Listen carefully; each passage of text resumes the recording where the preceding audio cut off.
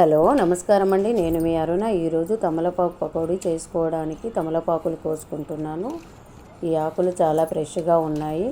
ఈ చెట్టు మాదే, మిద్దె మీదకి ఎక్కిందండి. ఈ ఆకులు చాలా మంచిది హెల్త్కి.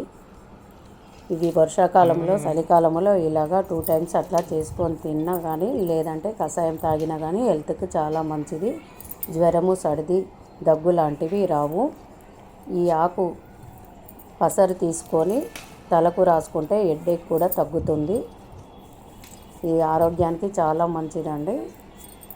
ఇప్పుడు మనం తమలపాకులను కాడలు తీసేసి 4-5 ఆకులు మడత పెట్టి ఫోల్డ్ చేసుకొని డబుల్ ఫోల్డ్ చేద్దాము.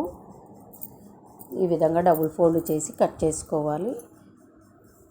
చివర్లు తీసేసేయాలి. సన్నగా తరిగిన తమలపాకును ఈ విధంగా చేసుకోవాలి. పూజ గదిలో మనం తమలపాకులు పెడుతుంటాము. అప్పుడప్పుడు ఈ విధంగా కట్ చేసుకొని ఇలా పకోడీ చేసుకొని తింటే ప్రసాదం తిన్నట్టుగా ఉంటుంది. ఆరోగ్యానికి కూడా చాలా మంచిది. ఈ విధంగా సన్నగా కట్ చేసుకోవాలి. తమలపాకుకు కావాల్సిన పదార్థాలు శనగపిండి, బియ్యం పిండి, తమలపాకులు. ఇప్పుడు తమలపాకులు వేరొక బౌల్లోకి వేసుకుంటున్నాను. కప్పుతోటి కప్పున్నర శనగపిండిని కూడా ఇందులో వేసుకుందాము. ఒక పావు కప్పు బియ్యం పిండి కూడా వేసుకుందాము. బియ్యం పిండి వేయడం వల్ల పకోడీ క్రిస్పీగా ఉంటుంది. ఇప్పుడు ఒక స్పూన్ పసుపు వేసుకొని కొంచెం కారం తగ్గించి వేసుకుందాము. తమలపాకు ఘాటుగా ఉంటుంది కనుక తగినంత ఉప్పు కూడా వేసుకొని కొత్తిమీర కూడా వేసుకుందాము. ఇప్పుడు ఓమ తీసుకొని ఇలా నలపాలండి. నలపడం వల్ల ఓమ ఫ్లేవర్ ఇందులోకి వస్తుంది.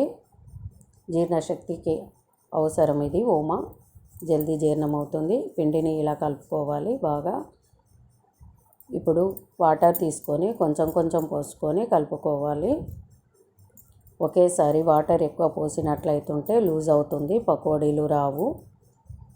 తెలంగాణ స్పెషల్ అల్లం ఎల్లిగడ్డ పేస్ట్, అందుకని మాకు అల్లం ఎల్లిగడ్డ పేస్ట్ అంటే ఇష్టము. నేను కొంచెం అల్లం ఎల్లిగడ్డ పేస్ట్ కూడా ఇందులో వేసుకుంటున్నాను. మీకు ఇష్టం లేకపోతే స్కిప్ చేయొచ్చు. ఈ విధంగా పిండిని కలిపి పెట్టుకోవాలి. ఇప్పుడు స్టవ్ మీద ఒక ప్యాన్ పెట్టి ప్యాన్ వేడయ్యాక ఆయిల్ పోసుకోవాలి. ఆయిల్ వేడైందా లేదా చెక్ చేసుకోవాలి. ఇలా చెక్ చేసుకుంటే తెలుస్తుంది. ఇప్పుడు పకోడీలు వేసుకుందాము. పకోడీలు ఫ్రై అయ్యేదాకా 1 నిమిషం ఉండనిచ్చి తిప్పుతూ ఉండాలి. ఇప్పుడు పకోడీ ఫ్రై అవుతుంది. గోల్డ్ కలర్ వచ్చేదాకా ఇలానే చేస్తూ ఉండాలి. పకోడీ గోల్డ్ కలర్ వచ్చేసింది. ఈ పకోడీలను ఒక బౌల్లోకి తీసుకుందాము. మొత్తం పకోడీ ఇలానే చేసుకోవాలి. తమలపాకు పకోడీ రెడీ.